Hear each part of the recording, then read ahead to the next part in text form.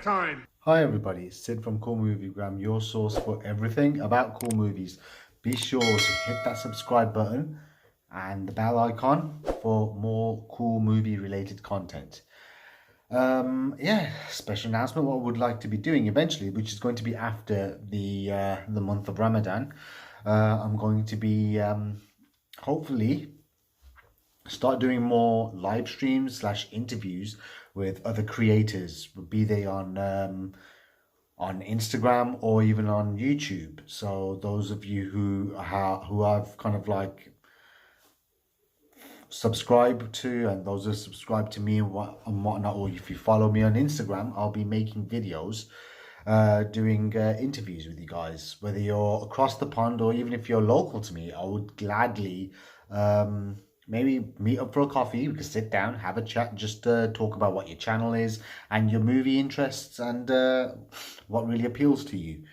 And yeah, that's one of the things I'm still going to carry on with, all the reviews and everything as well, and the unboxings. And definitely, I would love to kind of take these things further and push this channel in the new direction now that it's actually getting to a point where I'm getting more and more subscribers, so to speak. I mean, it's kind of like it's picking up quite a fair bit. So I'm thinking that's also one of the other things that I'm going to be doing is still movie related content, but I'm also talking to other creators and such, just to kind of give more people a push and also just kind of build that platform where eventually it could kind of lead to more things. You never know. Once the more people subscribe to me, it could possibly put me in a position where I'm able to maybe interview experts within and professionals who work within the industries themselves. Today is review time. It's going to be Mr. Nice Guy, 1997, directed by Sammo Hung. It's a Hong Kong production, which is majority of it was in English, shot in Melbourne, Australia. Stars Jackie Chan, Richard Norton, and Gabriel Fitzpatrick.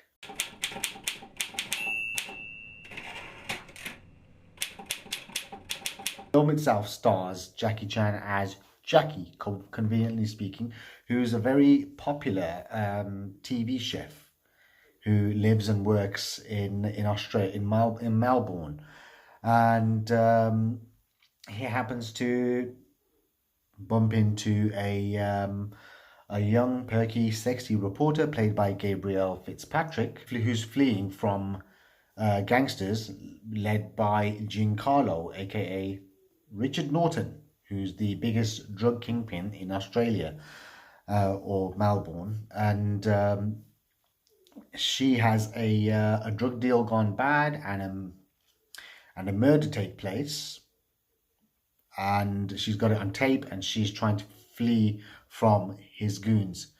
And then Jackie comes to the rescue, not knowing what's going on, gets roped into this with a bit of confusion. The tape gets mixed in with another tape, which is of Jackie's cooking show, and then Jackie gets roped into this, including his personal life gets kind of put at risk when his girlfriend Mickey is kidnapped and also embroiled in this. Whereas the rival gangsters to Giancarlo's gang, which is the street gang, street level kind of like drug dealers called the Demons, are also after that tape, and chaos ensues.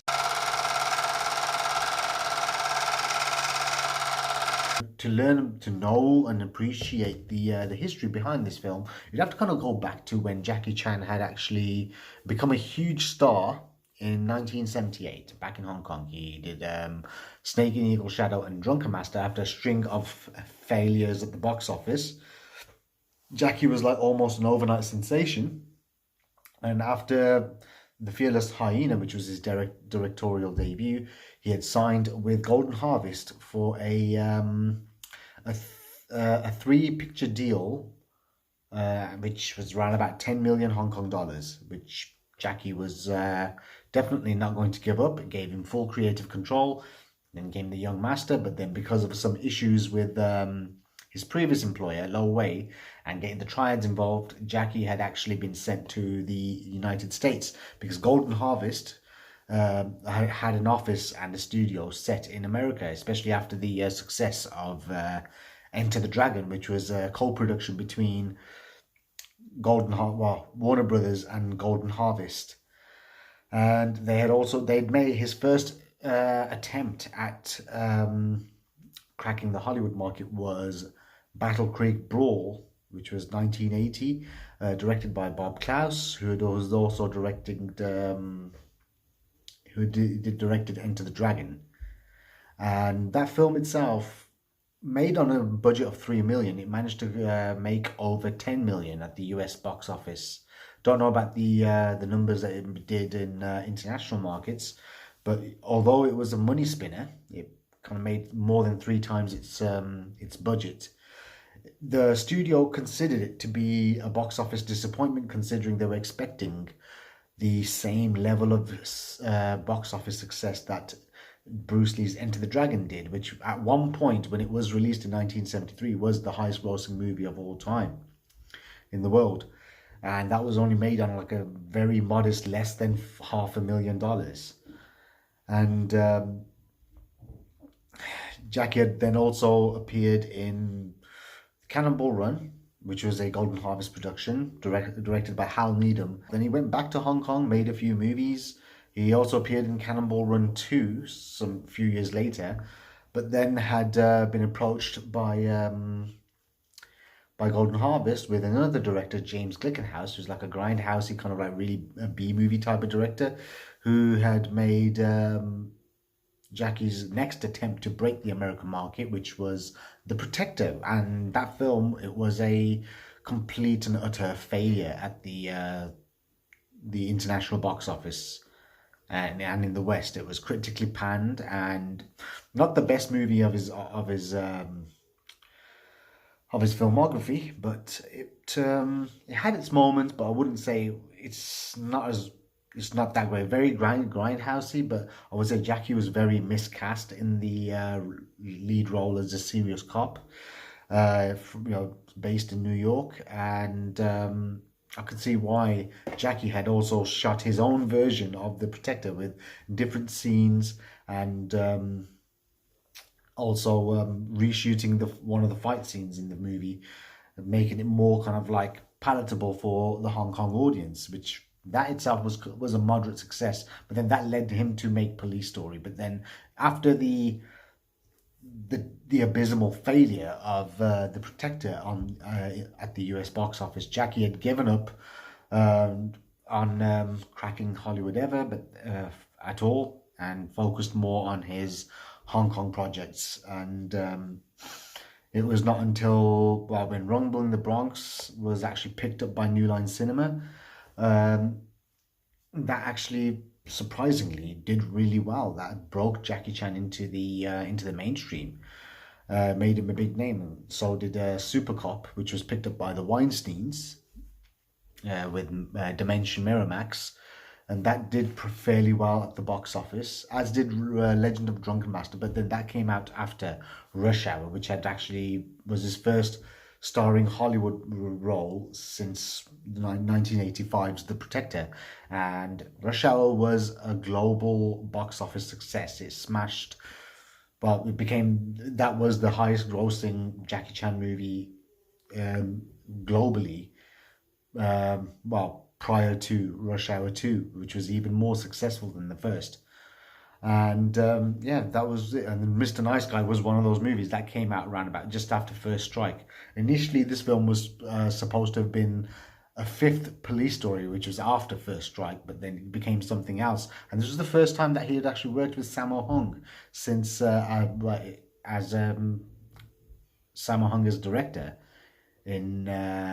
since 1988, which was Dragons Forever.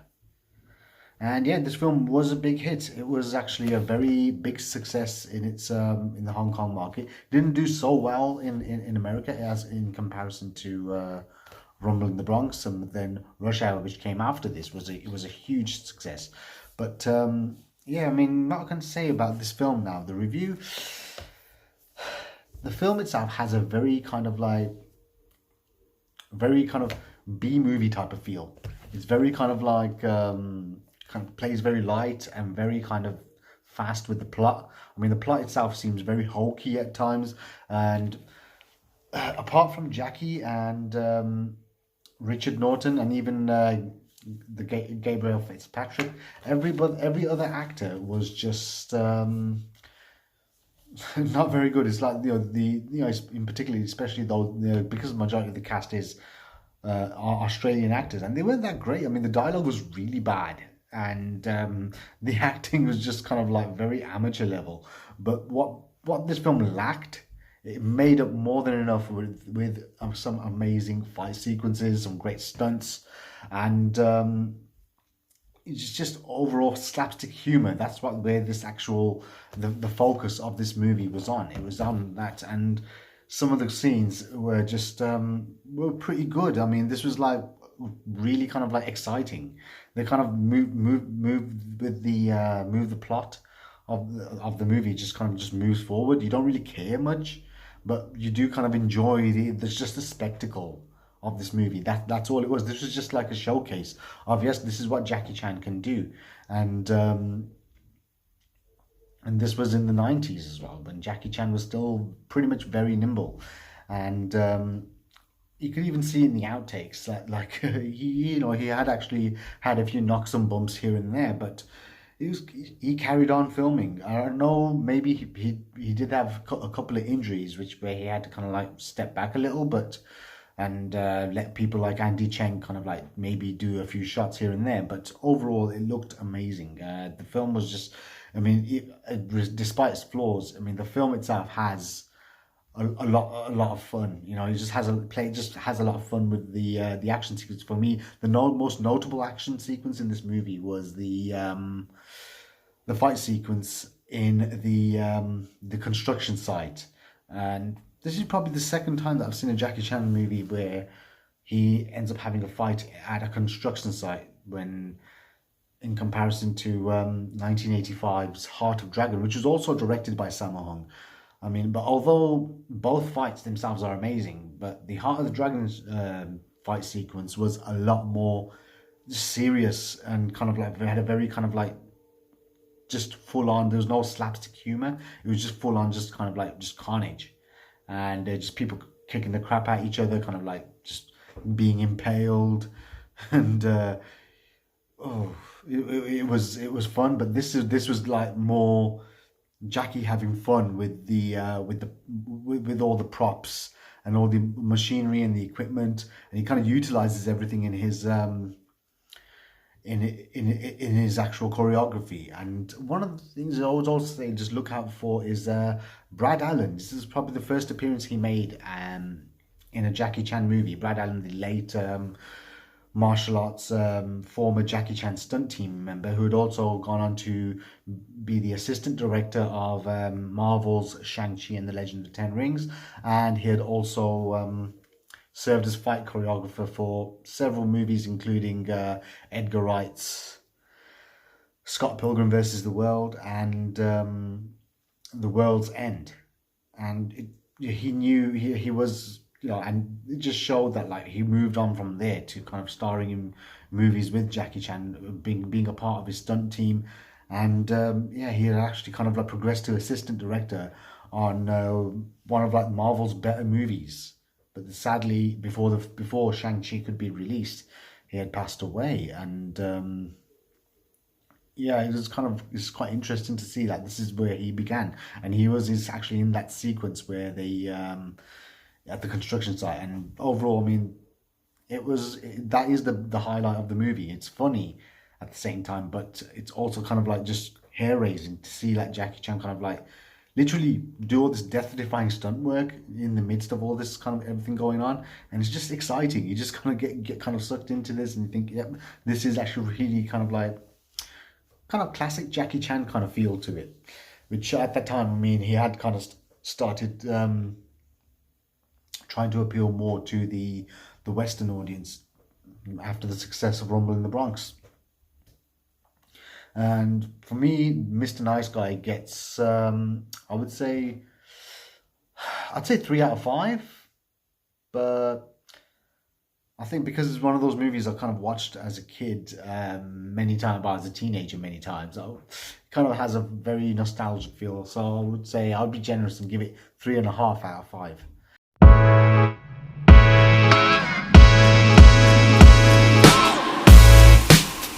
Now this film, it comes on a DVD by Warner Brothers. This was released initially in America under the Warner Archive label.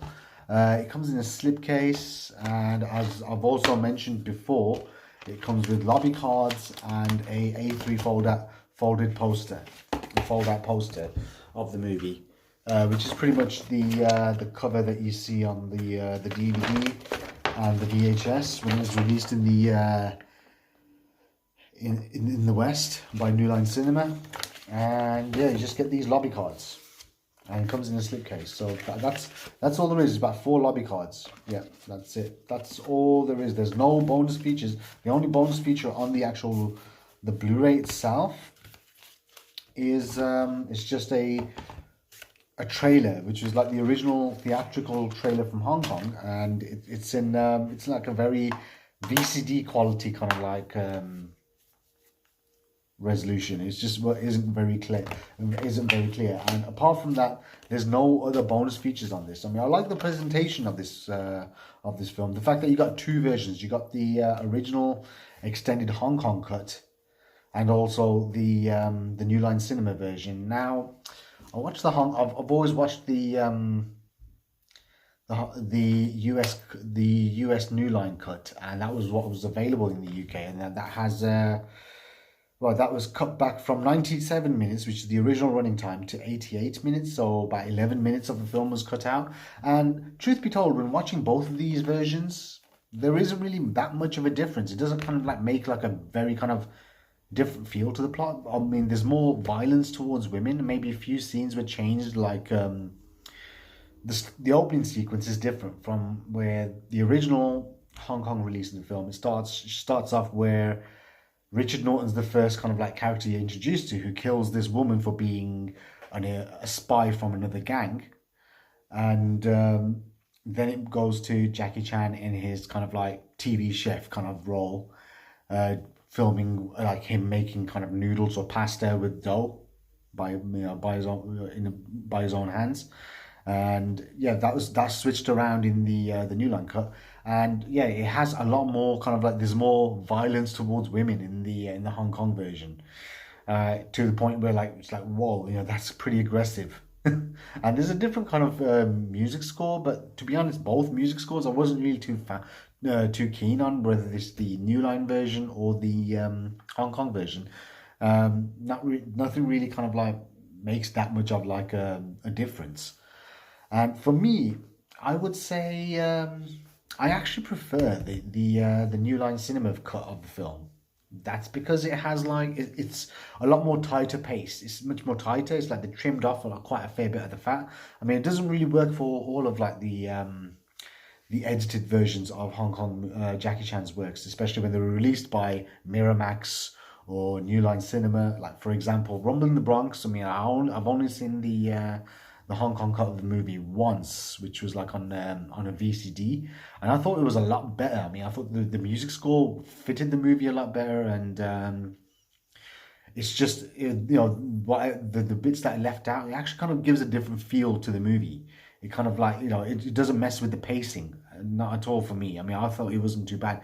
Drunken Master 2, yeah, like when it was released as Legend of Drunken Master, I hated the Dimension film's cut.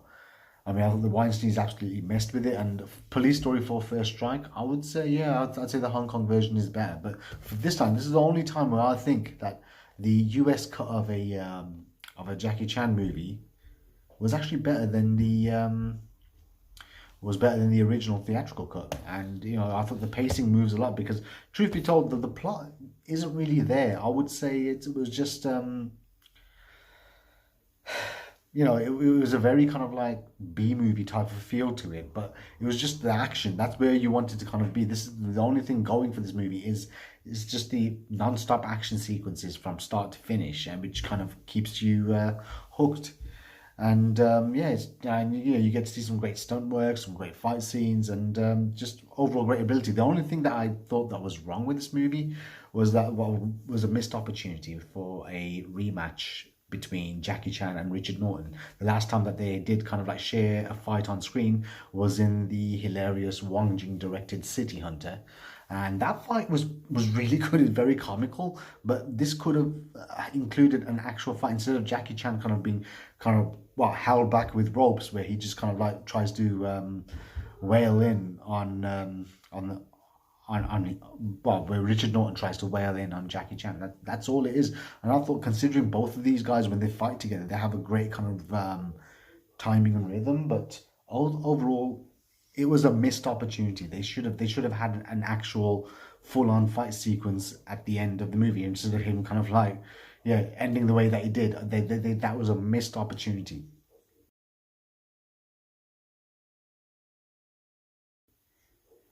Um, yeah, and so yeah, this Blu-ray, I would say I like the packaging.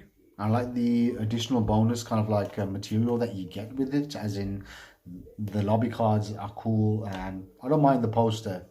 It's fun. It's okay, but I don't know. Some people I know have kind of expressed that they didn't like it, but for me, it was enjoyable, and yeah, overall, I would say yeah, I'll give this maybe about a 3 out of 5 in terms of the Blu-ray. I mean, I like the picture quality is great. I mean, you got the film from a 4K negative scan, and yeah, it looks really cleaned up. But yeah, I would say definitely you can only get this via HMV, either online or via if you go in store. Yeah, if you look for under the premium collection of Warner Brothers Blues, you'll be able to actually find this movie. And definitely, I would say if they would carry on maybe releasing this, I would like to see more bonus features, especially if they're going to be releasing some of the Golden Harvest titles, which are under the Warner Archive imprint. I mean, we need more bonus features, especially if you want to kind of like cash in on that whole Eureka and 88 Films market. I mean, they're the ones who have been doing amazing releases of Jackie Chan movies, but that's what this film needs. It needs that level of attention. It needs that level of kind of like care, because that's what these fans enjoy. I mean, that's why those Blu-rays from those boutique labels, they've been selling extremely well. Well, that was me. That was my kind of my review of the Mr. Nice Guy Blu-ray from Warner Brothers on their premium collection. Yeah, and hopefully I'll see you on my next video. Remember, be sure to check out my other stuff, and also you can follow me on Instagram.